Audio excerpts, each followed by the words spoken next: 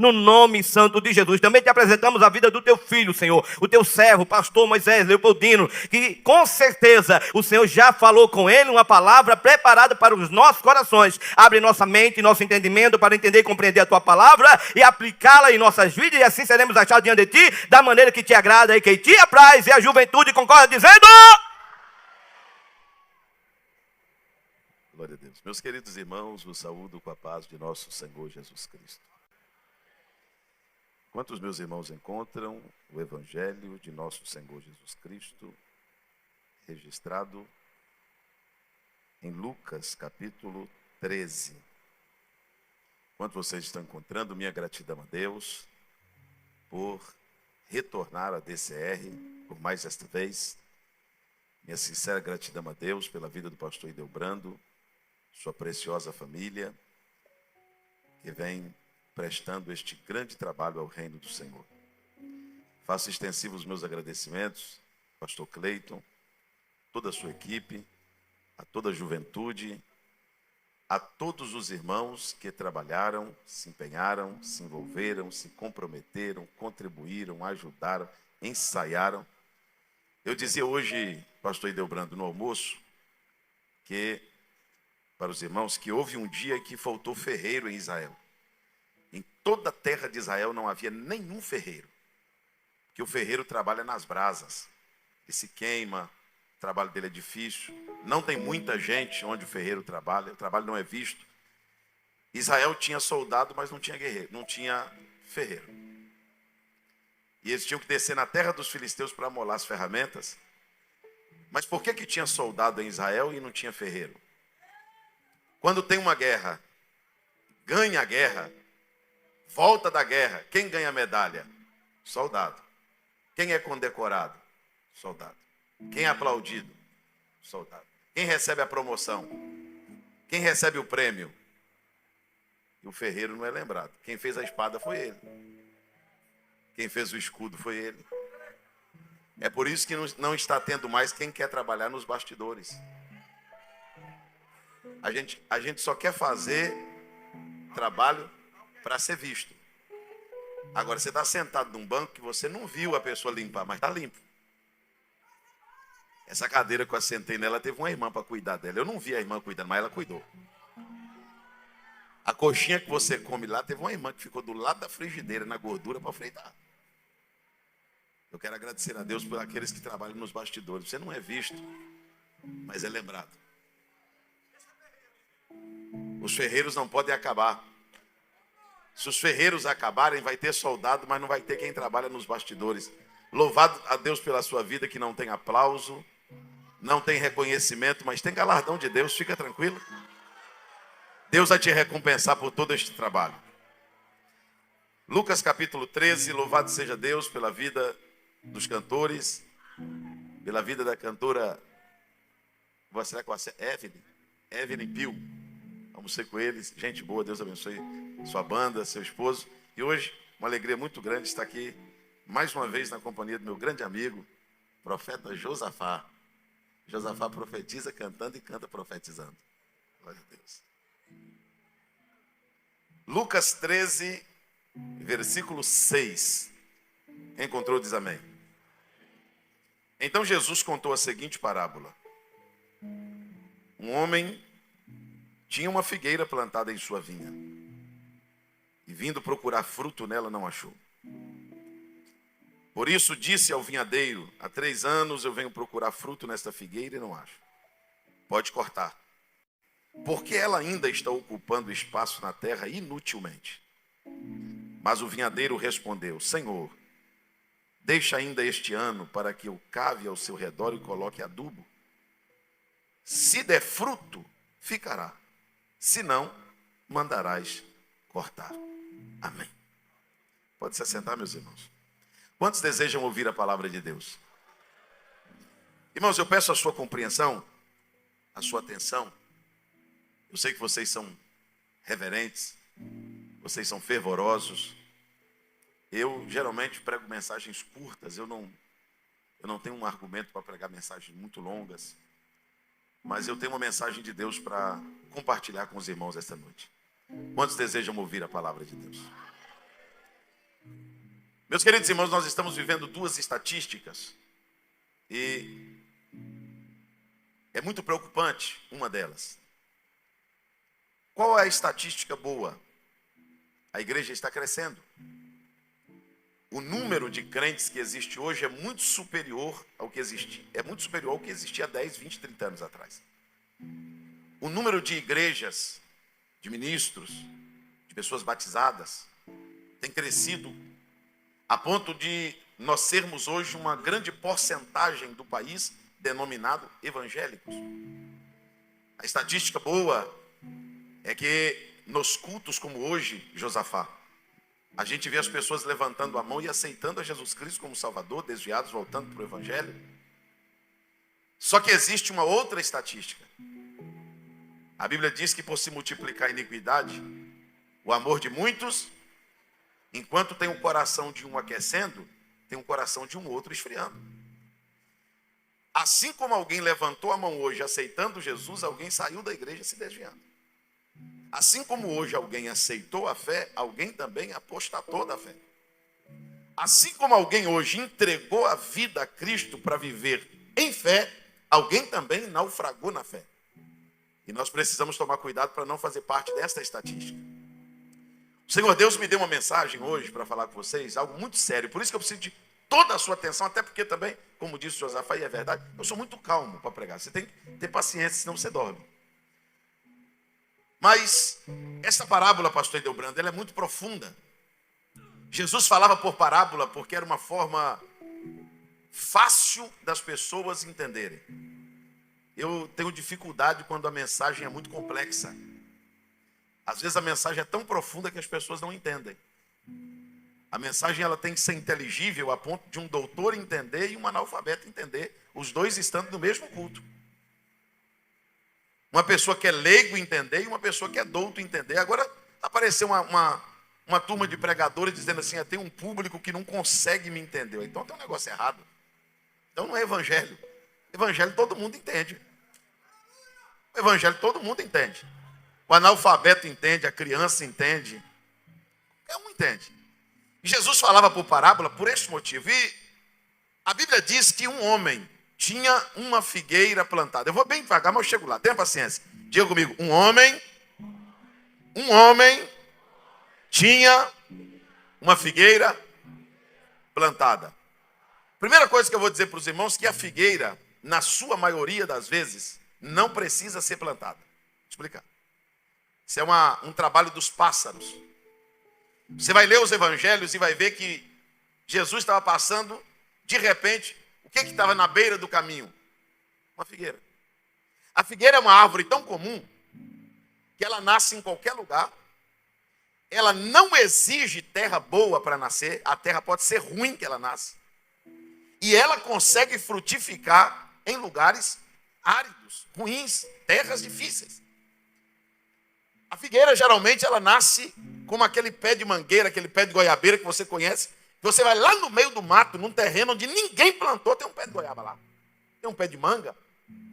Quem plantou esse cajueiro aqui? No meio do mato. Ninguém plantou. Alguém jogou lá uma semente. Não foi, o plantio não foi proposital. Agora, a vinha não. A uva é uma das plantas mais exigentes com a terra. A terra tem que ser boa. A terra tem que ser fértil. A terra tem que ser produtiva, pastor Alex. E esta figueira teve uma sorte. Essa figueira teve uma bênção. Essa figueira foi plantada em uma vinha. Onde a figueira foi plantada? Não, grita. Onde a figueira foi plantada? Então ela foi plantada numa terra boa, numa terra fértil, numa terra produtiva. Ela não precisava desta terra para produzir, mas ela foi plantada numa terra excelente. Segundo, essa figueira, diferente de outras que estavam na beira do caminho, ela foi plantada. E quem planta quer? Vamos lá? Quem planta quer?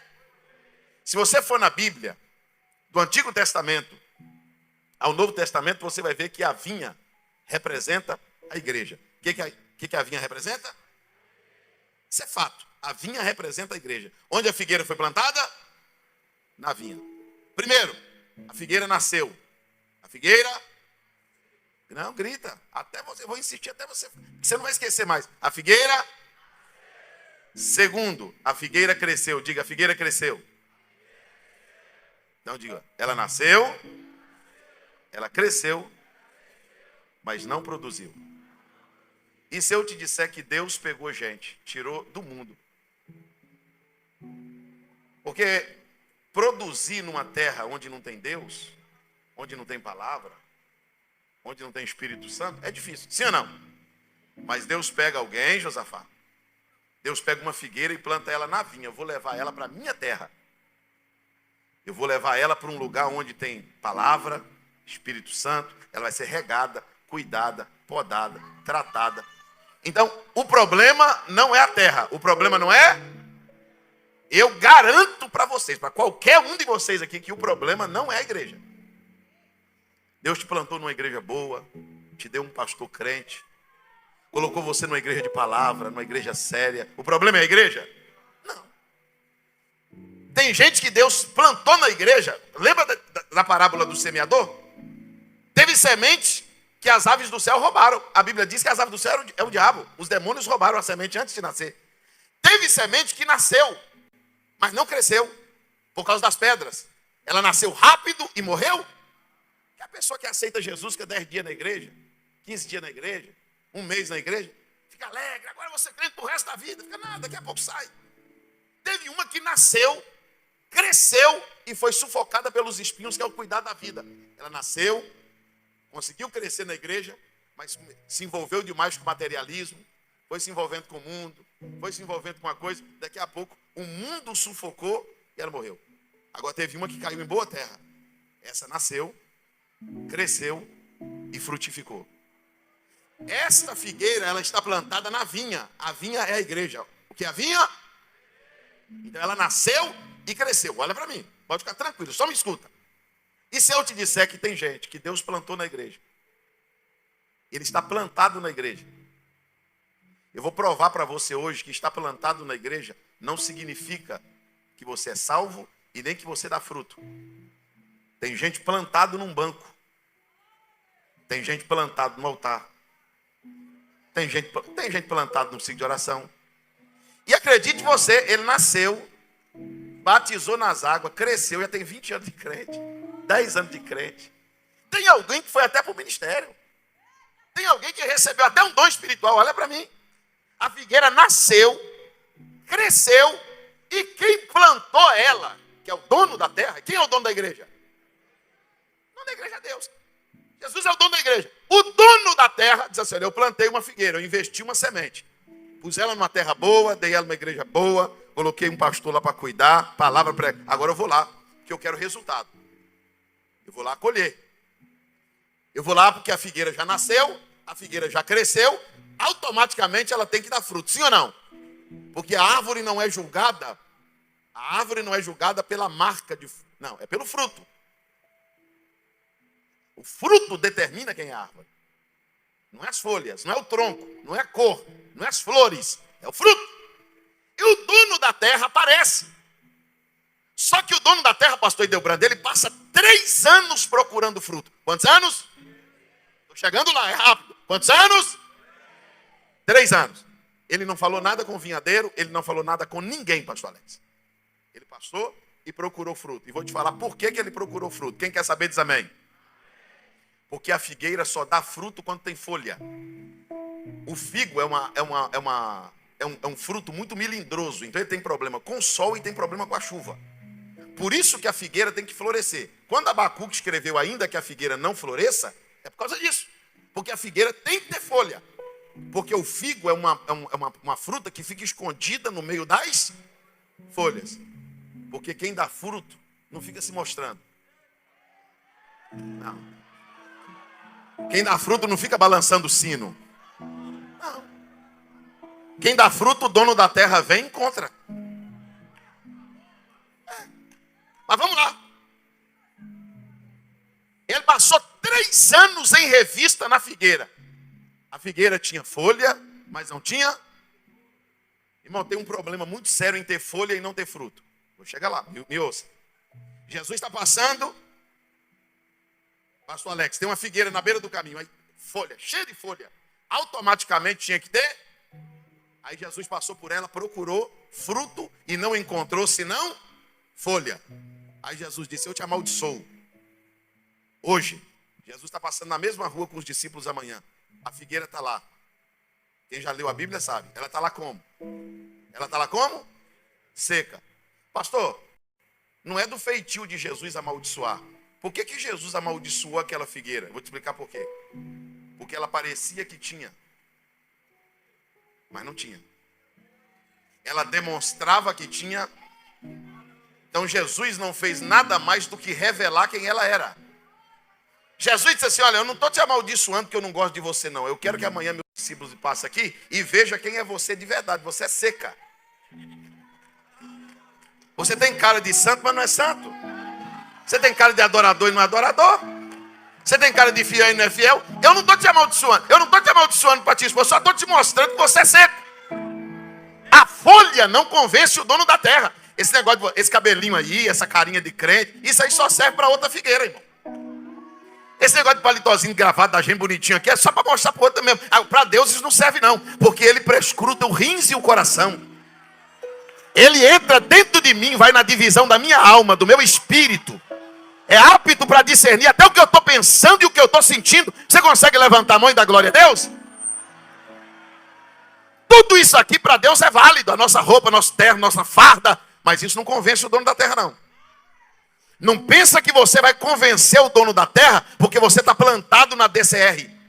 Porque você está plantada no círculo de oração. Porque você está plantado no altar. Porque você está plantado numa igreja evangélica. O dono da terra quer fruto.